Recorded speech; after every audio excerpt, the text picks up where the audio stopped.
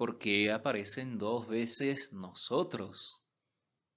En ñandé, nosotros. Y en oré, también nosotros. Para entender esto, debemos de tener en cuenta que la primera persona del plural, ñandé, incluye a la persona a quien se habla, a la persona con quien estás conversando, la estás incluyendo. Y cuando decimos oré, estás excluyendo a la persona con quien estás conversando. Por ejemplo, yo estoy conversando contigo ahora y si te digo ñandé, te estoy incluyendo. Y si te digo oré, te estoy excluyendo. Y vamos a ver algunos ejemplos aquí. Teshapura. Ejemplo, teshapura.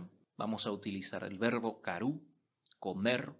Vamos a ver en su forma ya conjugada, ñande yakaru, nosotros comemos.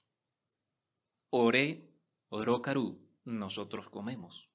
Tanto ñande yakaru como ore orokaru se traduce nosotros comemos.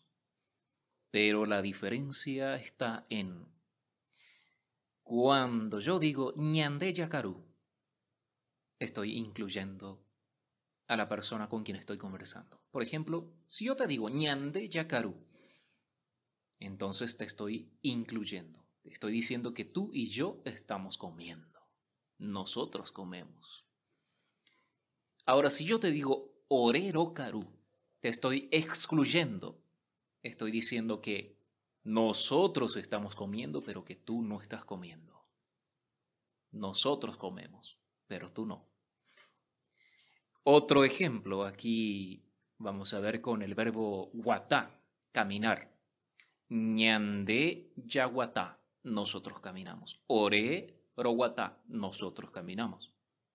Y si te digo orero guatá, te estoy excluyendo de la acción.